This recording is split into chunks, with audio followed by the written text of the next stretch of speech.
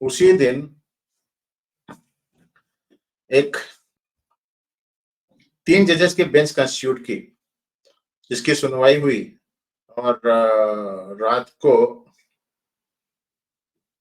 Midnight के बाद आदेश पास हुआ और उस आदेश के हिसाब से सुप्रीम कोर्ट ने गुजरात हाई कोर्ट के ऑर्डर पर स्टे लगा दिया और 1 हफ्ते बाद उनको बेल दे दी। अब सवाल ये उठता है कि सुप्रीम कोर्ट ने तीस्ता तलवाड़ के मामले को इतने आनन फानन क्यों सुना?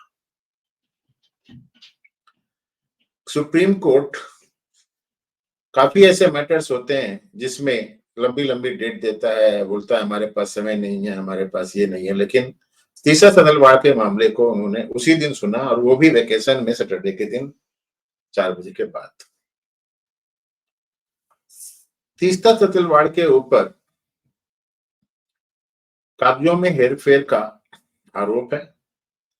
सुप्रीम कोर्ट के जजमेंट के हिसाब से जो लास्ट ईयर जून 2022 में आया था, उसमें यह पाया गया था कि उन्होंने तत्कालीन मुख्यमंत्री और आज के प्रधानमंत्री नरेंद्र मोदी को फंसाने के लिए काफी डॉक्यूमेंट्स में हेराफेरी की है, काफी फर्जी डॉक्यूमेंट बनाए हैं और उनके खिलाफ मुकदमा चलाया जाए, ये सुप्रीम कोर्ट ने आदेश दिया था।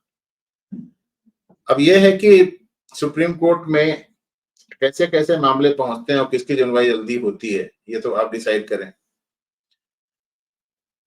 इससे पहले सुप्रीम कोर्ट के ही आदेश के हिसाब से जिसको राष्ट्रपति ने मंजूर किया था या राष्ट्रपति ने जिसकी क्लेमेंसी पिटीशन को रिजेक्ट किया था, अफजल गुरु का, उसकी सुनवाई रात को सुप्रीम कोर्ट ने खोली थी और हुई थी। तो अब यह है कि इतना सब मैं बताने के पीछे मेरा मकसद क्या है? मकसद ये है कि संडे के दिन जवाहरलाल नेहरू यूनिवर्सिटी की वाइस चांसलर मिसेस पंडित हैं, उन्होंने पूना में एक व्याख्यान दिया और उस व्याख्यान में उन्होंने इस मुद्दे को फिर से उठाया।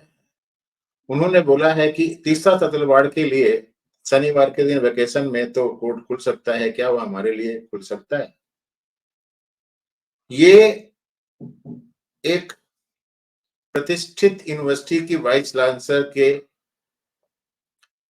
मुख से निकलने वाला व्याख्यान है, जिसके ऊपर सारी जनता का, हिंदुस्तान की जनता का ध्यान जाना चाहिए। तो मैं पहले आपको एनडीटीवी की वो न्यूज शेयर कर देता हूं जिसमें कि मिसेस पंडित ने क्या बोला है। देखिए,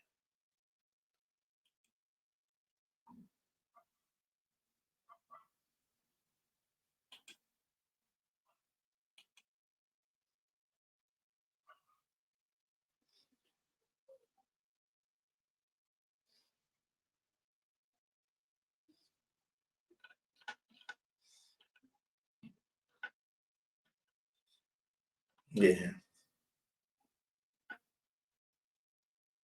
will it happen to us? क्या ये हमारे लिए भी हो सकता है? JNU vice chancellor on court relief for Teesta Talwar. JNU Vice Chancellor was referring to the Supreme Court granting protection on July 1 to Setalwad from arrest in connection with the case of alleged fabrication of evidence to frame innocent people in 2002 post-Godhra riot.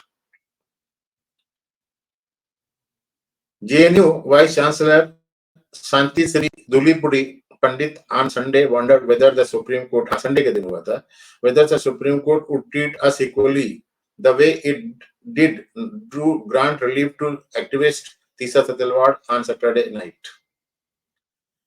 JNU Vice Chancellor was referring to the Supreme Court granting interim protection on June 1 to Setalwad from arrest in connection with the case of alleged fabrication of evidence to frame innocent people in 2002 post-Godhra riot cases. अब आगे Mrs पंडित बोल रही हैं, ये बहुत important है कि left ecosystem अभी भी प्रिवेल करता है, एग्जिस्ट करता है। The leftist ecosystem still exists. You know, the Chief Justice of Supreme Court opened the court on Saturday night to give Tisha Setalwad bail Will it happen to us? She asked while speaking at the launch of Marathi book Jagala Pukharnari Davi Valvi. Would weakening leftist termite in word weakening leftist termite in Pune. ये बोल रही है वो. Pandit has served as a professor in the political science department at the Savitribai Phule Pune University in Maharashtra. To retain political power, you need to have narrative power. We need to have it. Unless we attain it, we will be like a directional ship. She said. वो बोल रही हैं कि she recalled her childhood association with RSS affiliated organizations. She said, I was a Bal Sevika in my childhood. I got my sanskar values from the RSS only. I'm proud to say that I belong to Sangh and I'm proud to say that I'm Hindu. I do not hesitate at all. गर्व से कहती हूँ मैं हिंदू हूँ. She repeated with the audiences shouting Jai Shri Ram. Left and RSS are individual ideologues. There has been a major paradigm shift post 2014 in conflict between the two ideologies, he said. Pandit, who was appointed as JNU Vice Chancellor in February last year, said that some people oppose her decision to put the national flag and Prime Minister Narendra Modi's photo on the university premises. वो बोल रहे हैं कि university premises में नरेंद्र मोदी के और राष्ट्रीय ध्वज को फैलाने में कुछ लोगों ने अपोज किया था जेएनयू में. पंडित से पंडित ने बोला कि मैंने उनको कहा that we are enjoying free meal on the campus with taxpayer money कि हम लोग taxpayer money से यहाँ पर free खाना खाते हैं and that we should go before the national flag and Prime Minister Modi's photo और हमारे को national flag के सामने और Prime Minister मोदी के सामने झुकना चाहिए क्योंकि हम लोग यहाँ पर उनका ही टैक्स कलेक्ट किया हुआ जो होता है उसको खाना खाते हैं. आगे वो बोल रहे हैं until I went to JNU there was no photo of PM Modi, the President of India, or the national flag. Many people told me not to bring them on the campus. I told them you enjoy free meals here with taxpayer money go before them. She said he is the Prime Minister of the country. He does not belong to any party. More than a year party has protested against the T-shirt. वो ऐसे बोल रही थी. Referring to the upcoming Nalanda University in Bihar, she said, I recently visited the Nalanda University at Bakhtiarpur. We should change that Bakhtiarpur name. What kind of name is that? Our country, ancient civilization, she said, Bharatiya civilization is superior, feminist, and greatest in the world. Draupadi is the first feminist and not Simon de Beauvoir, French philosopher. Our civilization is natural-centric. अब इसके बाद दूसरा एक news और भी मैं पढ़ देता हूं. उसके बाद आपसे मैं क्वेश्चन करता हूं कि क्या चीफ जस्टिस जेएनयू के वाइस चांसलर की उठाई हुई बातों का जवाब देंगे? क्या जेएनयू के वाइस चांसलर द्वारा जो ये सवाल उठाया गया है उसका चीफ जस्टिस ऑफ इंडिया जवाब देंगे? ये मैं पूछना चाह रहा हूं.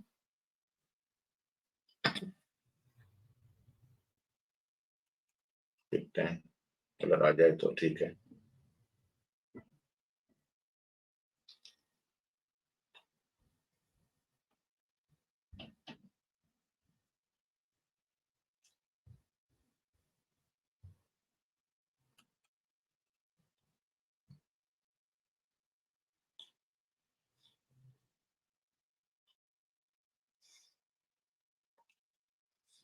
ये देखिए, JNU Vice Chancellor Santisri Pandit, SC opened on Saturday for Sitsa Tatwar, won't do it for us. Proud to be associated with Hindustan Times, proud to be associated with RSS, need to counter leftist narrative.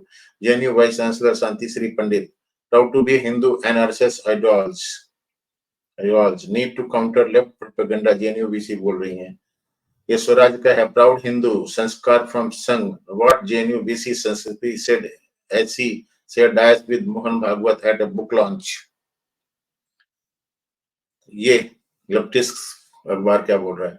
SC open at night to give the bail won't happen to us says this mint. ये भी उन्हीं का है. former foreign secretary कमल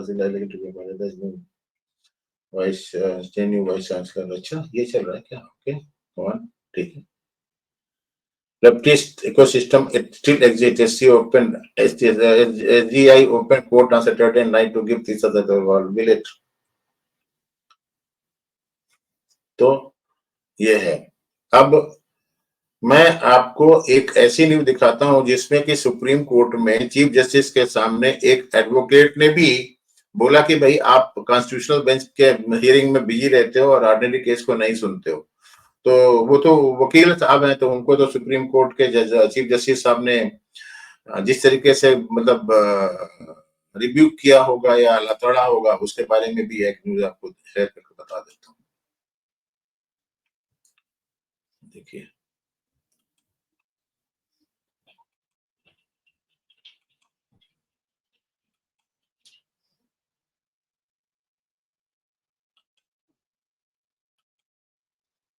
ये live ला की news है, देख लीजिए।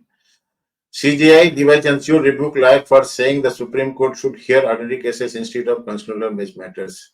ये 15 तारीख का मामला है। देखिए यहाँ पर कौन है chief justice.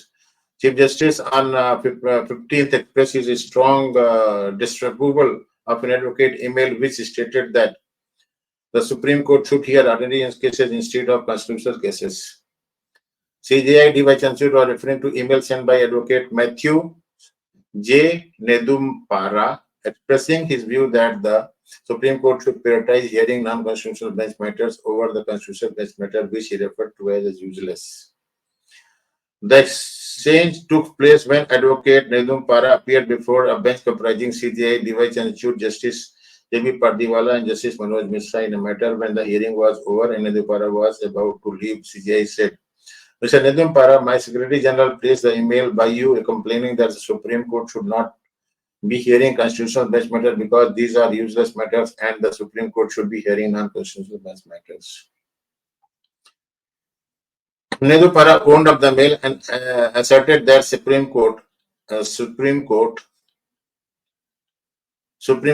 be hearing ordinary people's cases। The Chief Justice responded to this by saying, I just wanted to tell you that you don't seem to know that constitutional bench matters are. What constitutions are? You seem to be ignorant of the constitutional bench matters। He then spoke about the importance of constitutional bench matter. He stressed that these cases often involve the interpretation of the constitution, which form the foundation of the legal framework in India। The CJI stated, you may think that Article 370, the petition, is not relevant. I don't think that is what the government or the petitioner in the case feel।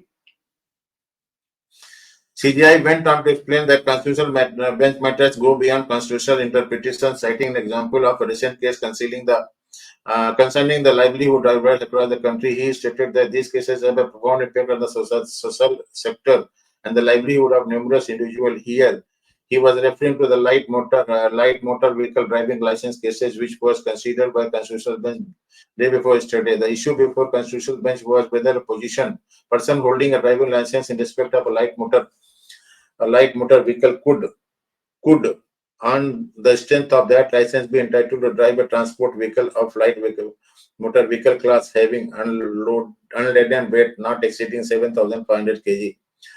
Deferring the hearing on the issue, the Constitutional Bench had urged the Indian government to consider if the matter could be resolved through amendment to the Motor Vehicle Act and policy changes। In this context, CJI remarked, all constitutional bench matters are not necessary interpretations of constitution। If you came and sat in our court day before yesterday, you would find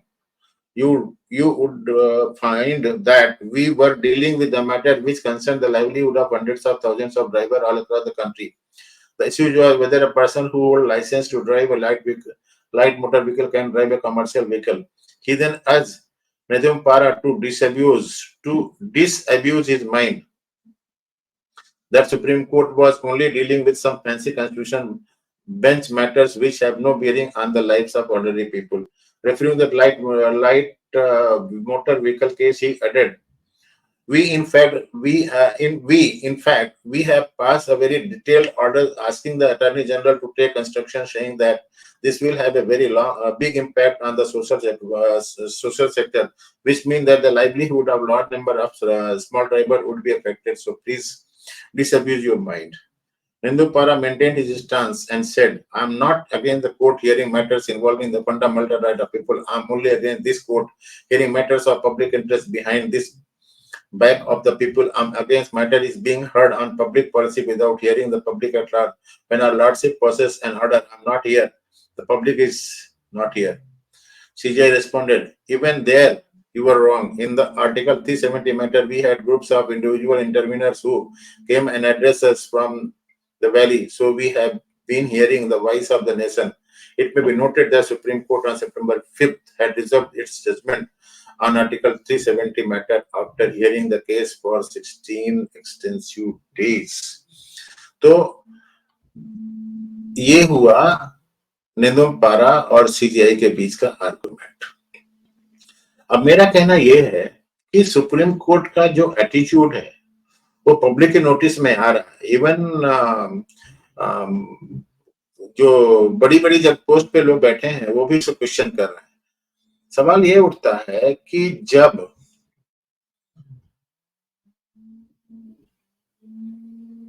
Udhayanidhi Stalin ने सनातन धर्म के ऊपर सवाल उठाया और उसके सनातन धर्म के खिलाफ को समूल नष्ट करने का जो सवाल उठाया और उसके खिलाफ करीब 286 या 256 लोगों ने सुप्रीम कोर्ट के चीफ जस्टिस को चिट्ठी लिखी, तो सुप्रीम कोर्ट के चीफ जस्टिस ने उसका कॉग्निजेंस क्यों नहीं लिया? सुप्रीम कोर्ट ने सीओ मोटो मणिपुर के इंसर्जेंस का कॉग्निजेंस ले लिया। सुप्रीम कोर्ट एक ऑर्डिनरी पत्रकार जो बिहार से हैं, जिनको कि यूएपीए के लिए तमिलनाडु गवर्नमेंट ने अरेस्ट करके रखा है, उनका मामला नहीं सुन रहा है। और वहीं पर 4 पत्रकार जिन्होंने मणिपुर की झूठी रिपोर्ट पब्लिश की, उनको बेल देने के लिए तैयार बैठे हैं। आप लोगों को याद होगा कि कुछ दिनों पहले जब सीजेआई दीपक मिश्रा थे, कुछ सालों पहले, दिनों बोल रहा हूँ, सालों पहले जब दीपक मिश्रा थे, तो दीपक मिश्रा के खिलाफ 4 जजेज ने प्रेस कॉन्फ्रेंस की थी। वो प्रेस कॉन्फ्रेंस किसने करवाई थी, कैसे करवाई थी? उसमें वो जो शेखर गुप्ता साहब है वो सबसे आगे थे। इशू क्या था कि दीपक मिश्रा साहब राम जन्मभूमि वाला जो मामला है उसको सुनने को तैयार थे और ये लोग नहीं चाह रहे थे कि दीपक मिश्रा इस मामले को सुने। उसके बाद दीपक मिश्रा के खिलाफ इम्पीचमेंट मोशन लाया गया। ठीक है, दीपक मिश्रा साहब डर गए या जो भी हुआ, उन्होंने बोला जाने दो, क्या मामले को सुनने का, फिर वो रिटायर हो गए शांति से। वो इम्पीच मोशन भी राज्यसभा में पेश किया गया था। राज्यसभा के जो उस समय के सभापति थे, डिप्टी वाइस प्रेसिडेंट थे वेंकटैया नायडू ने उसको रिफ्यूज कर दिया था। इसके बाद में जब रंजन गोगोई साहब चीफ जस्टिस थे, तो रंजन गोगोई साहब को भी इन लोगों ने अप्रोच किया था। रंजन गोगोई ने अपने इंटरव्यू में अर्नब गोस्वामी सामने बोला है कि कुछ सुप्रीम कोर्ट के वकील जो हैं वो मेरे को अप्रोच करने की कोशिश कर रहे थे और मैंने सिक्योरिटी स्टाफ को या सबको मना कर दिया था कि मैं किसी से नहीं मिलने वाला। अब ये है कि जब वो नहीं मिले या जब वो उनके कहने पे नहीं आए, तो इन्होंने क्या किया, chief justice of India Ranjan Gogoi के खिलाफ एक महिला से कुछ छेड़खानी का आरोप भी लगा दिया था। मतलब चीफ जस्टिस रंजन गोगोई ने तो ये भी बोला था कि सुप्रीम कोर्ट कुछ कोर्ट पिक्चर के कब्जे में है। उन्होंने ज्यादा इसका खुलासा नहीं किया, लेकिन आम आदमी के समझ में आता है कि सुप्रीम कोर्ट किसके कब्जे में है और कैसे है। अगर अभिषेक मनु सिंघवी खड़े हो जाते हैं तो पवन खेरा को सुप्रीम कोर्ट का सीधा वहीं पर बेल दे देता है। अगर कपिल सिब्बल खड़े हो जाते हैं तो लालू प्रसाद को भी बेल मिल जाती है। कैसे भी, मतलब कहीं पर भी कुछ भी हो जाता है। लालू, अब जैसे यही जो 4 ये जो एडिटर थे जो वहां पर मणिपुर में गए थे, उन्हें कपिल सिब्बल खड़े हुए और बेल मिल गई। आप लोगों ने देखा होगा कॉन्स्टिट्यूशनल बेंच की हियरिंग के टाइम में सुप्रीम कोर्ट में कपिल सिब्बल का क्या एटीट्यूड रहता है। आप लोगों को यह भी याद होगा कि शायद कपिल सिब्बल की जब सुप्रीम कोर्ट में नहीं चल रही थी, मतलब जब तीर्थदत्त तलवार को ही शायद बेल नहीं मिली थी और उस समय chief justice of India UU Lalit थे, तो कपिल सिब्बल ने बाहर जाकर कहीं किसी फोरम में बोला था कि मेरी 50 साल की प्रैक्टिस है सुप्रीम कोर्ट में और सुप्रीम कोर्ट बहुत घटिया स्तर पर पहुंच गया है, ऐसा है वैसा है। तो खैर, मेरा सिर्फ यही एक कहना है या अपेक्षा है सुप्रीम कोर्ट के चीफ जस्टिस से इस मीडियम के द्वारा, या कि भाई ठीक है, आप सुप्रीम कोर्ट के जो काम पर थोड़ा सा लोग बाग शंका जाहिर कर रहे हैं उसको आप क्लियर करें। आप वाइस चांसलर मिसेस पंडित ने जो पूना में जो बात उठाई है उसके बारे में आप क्लैरिफाई करें कि आपने तीस्ता तलवाड़ का केस शनिवार के दिन शाम को, जिस समय वेकेशन बेंच थी और उस समय और कोर्ट का टाइम नहीं था, आपने 2 जज बेंच कैसे कॉन्स्टिट्यूट की, फिर 3 जजेस थी और किसके प्रेशर पर की, आप ये बताइए। ये आपको बताना पड़ेगा, जनता चाहती है कि आप इस चीज को बताएं। तो अब जैसे कि वो एडवोकेट ने उनको बोला कि आप कॉन्स्टिट्यूशनल बेंच सुनते रहते हैं, कॉन्स्टिट्यूशनल बेंच सुनते हैं, उसके बीच में भी अगर मान लो कि अभिषेक मान सिंघवी या श्याम दीवान या for that matter Kapil Sibal या दुष्यंत दवे ऐसे, या फिर डॉक्टर राजीव धवन या प्रशांत भूषण लोग आ जाएं तो सीधा आप उनका मामला सुन लेते हो और बाकी लोगों को बोलते हो भाई ठीक है हमारे पास टाइम नहीं है, उनको डांट भी देते हो कि भाई ठीक है व्हाट डू यू थिंक, ये ट्रायल कोर्ट नहीं है, सुप्रीम कोर्ट है, ऐसा है वैसा है। अब मेरे ख्याल में कल की तो बात है, मंडे की तो बात है, मंडे को जिस समय वो सिद्धू सोरेन के लड़के का, हेमंत सोरेन का जो मामला आया था, वो जस्टिस बोस के सामने और बेला त्रिवेदी के सामने आया था और श्याम दीवान साहब वहां पर खड़े हुए थे। जस्टिस बोस ने और बेला त्रिवेदी ने बोला भाई ठीक है सुप्रीम कोर्ट में क्यों आए, डायरेक्टली हाई कोर्ट में जाओ। लेकिन कुछ ऐसे बेंचेज हैं जहां पर कि सुप्रीम कोर्ट सीधा का सीधा उनको टर्मिनेट कर लेता है और अपना निर्णय दे देता है। तो इस वीडियो के माध्यम से मैं फिर से एक गुजारिश करता हूं सुप्रीम कोर्ट के चीफ जस्टिस से कि भाई ठीक है आपकी पब्लिक के अंदर आशंकाएं जागृत हो रही हैं, जो हाई पोस्ट पे लोग बैठे हैं जो आपके बारे में बोल रहे हैं उसको आप क्लियर करिए और ये तो बताइए कि हाँ भाई ठीक है आपने तीर्थ तलवाड़ का केस छुट्टी के दिन उसी दिन क्या आफत आई थी, क्यों, आपने क्या प्रेशर था, आपने सुना क्या इसलिए क्योंकि तीर्थ तलवाड़ के जो ग्रेट ग्रेट ग्रैंडफादर थे उन्होंने जलियांवाला केस लड़ा था, क्या इसलिए कि इनके जो पिताजी थे वो फर्स्ट अटॉर्नी जनरल थे और लॉन्गेस्ट सर्विंग अटॉर्नी जनरल थे। आप बताइए थोड़ा सा कुछ क्या हो रहा है क्या नहीं हो रहा है, आपसे अपेक्षा करते हैं। आप हमेशा तो सुप्रीम कोर्ट के चीफ जस्टिस नहीं रहेंगे, आप बाहर निकलेंगे, पब्लिक तो आपसे पूछेगी, आप बताइए इस चीज को। ठीक है, तो अगर ये वीडियो आपको अच्छा लगा हो तो आप इसको लाइक करिए, मेरे और दोस्तों यारों के साथ में शेयर करिए, मेरे चैनल को सब्सक्राइब करिए। आगे आने वाले वीडियो को की सूचना पाने के लिए आप इसके बेल आइकन को दबा दीजिए। मिलते हैं अगले वीडियो में किसी और मुद्दे के साथ, तब तक के लिए नमस्कार, जय हिंद।